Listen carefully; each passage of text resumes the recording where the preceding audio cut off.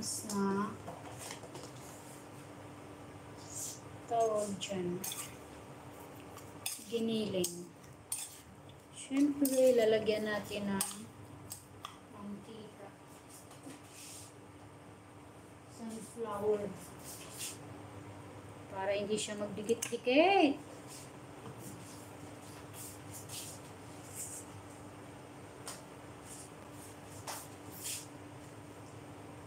Yan, gawin nyo na yan, ganyan. Sure, magugustuhan ng mga chikiting ito. Timplahan yung giniling, depende kung ano yung gusto yung timpla. Tapos, iaano natin yan. Ihahalo natin sa itlog.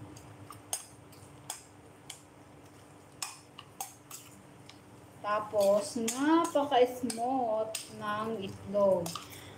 Oo, pagkabati nyo, salain nyo kasi yun ang sikreto. Bakit nagiging parang anong tawag dun sa na pinong-pino Parang ano ba? Nakalimutan ko tuloy.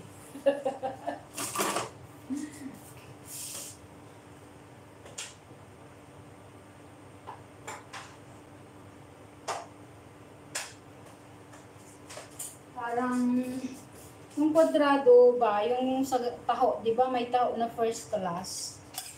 Oo, ganun. Yan, okay na siguro yung timpla na ito. Yan.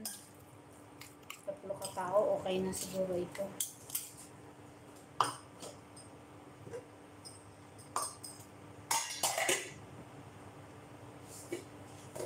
Tumasan lang natin pangbisa ng gulay.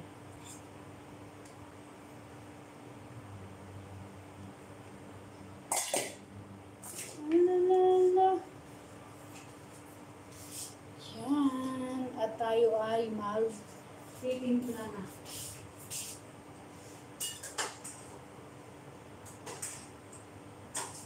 Kasahan muna natin yung ating sabaw. Yan, double time, sabaw, gulay, steam chicken, steam egg, steam chicken. Nananaginip ka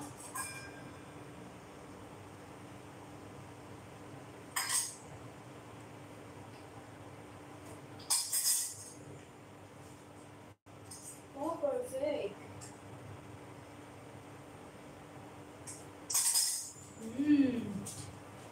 Pasarapin natin yung sabaw. Lagyan natin ng oyster sauce.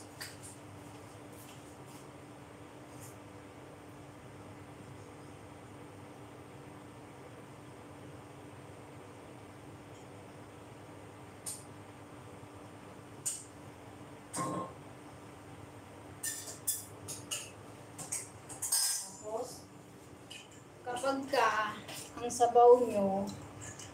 ang sinabawan nyo ay chicken wing,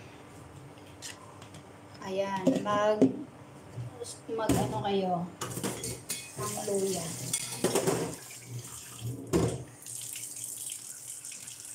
Maggadgad ng luya, tapos igisa bawang. Ay, perfect. Oo.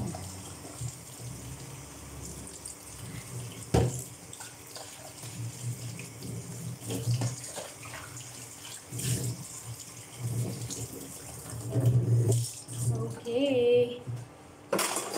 Diyan ka. Kukuha tayo ng highlight.